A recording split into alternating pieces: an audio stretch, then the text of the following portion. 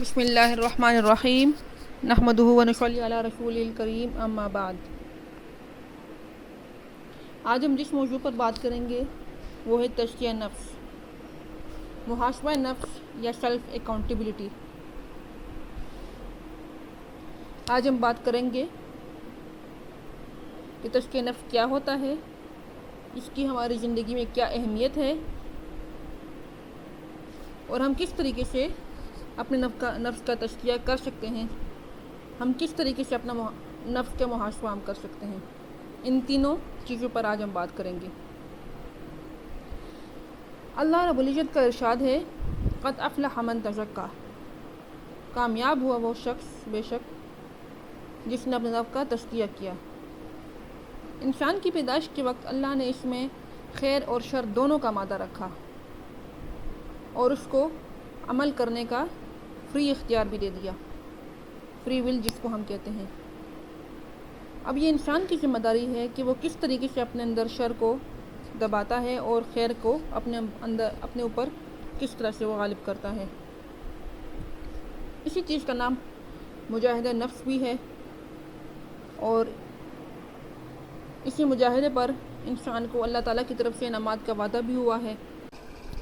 چنانچہ اللہ رب العزت کا ارشاد ہے، وَمَن يَتَّقِ اللَّهَ يَجْعَل لَّهُ مَخْرَجًا وَيَرْزُقْهُ مِنْ حَيْثُ لَا يَحْتَسِبُ۔ جو اللہ سے ڈرا، اللہ تعالیٰ اس کے لیے وہاں سے سبب بناتے ہیں اور وہاں سے رزق عطا کرتے ہیں جہاں سے اس نے گمان بھی نہیں کیا ہوتا۔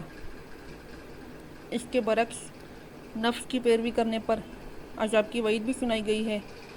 چنانچہ اللہ رب العزت کا ارشاد ہے، اتقوا النار التی وقودها الناس والحجارہ، کہ ڈرو اس آگ سے جس کا ایندھن انسان ہے اور پتھر ہیں۔ چنانچہ قرآن پاک میں ایک اور جگہ ارشاد ہے، ان اکرمکم عند اللہ اتقاکم، کہ تم میں سے اللہ کے نزدیک سب سے بہتر وہ ہے جو کہ اللہ سے ڈرے، متقی ہو۔ حدیث شریف کا مفہوم ہے کہ نبی اکرم صلی اللہ علیہ وسلم نے صحابہ کرام سے فرمایا کہ جانتے ہو سب سے زیادہ کون سی چیز لوگوں کو جنت میں داخل کرے گی؟ پھر خود ہی فرمایا کہ اللہ رب العزت سے تقوی اختیار کرنا اور حسن اخلاق۔ اللہ تعالیٰ کے نزدیک ہمارے رنگ کی، ہمارے نسل کی، ہمارے مال کی، ہمارے خاندان کی کوئی امپورٹنس نہیں ہے۔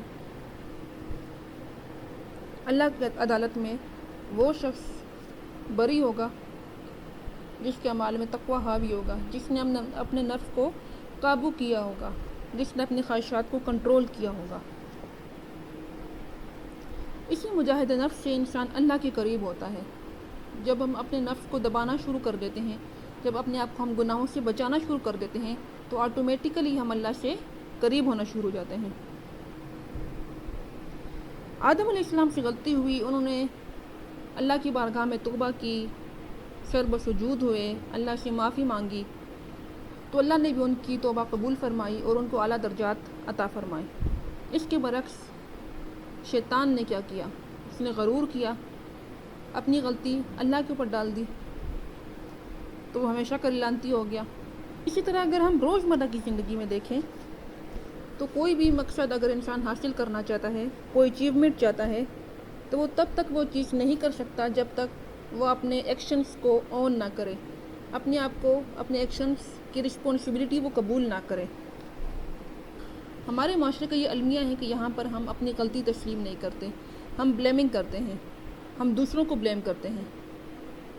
جس دن ہم نے اپنی ایکشنز کی رسپانسبلٹی لینا شروع کر دی، اپنے آپ کو اون کرنا شروع کیا، اپنی غلطیوں کو دیکھنا شروع کر دیا، اس دن ہم ترقی کرنا شروع کر دیں گے۔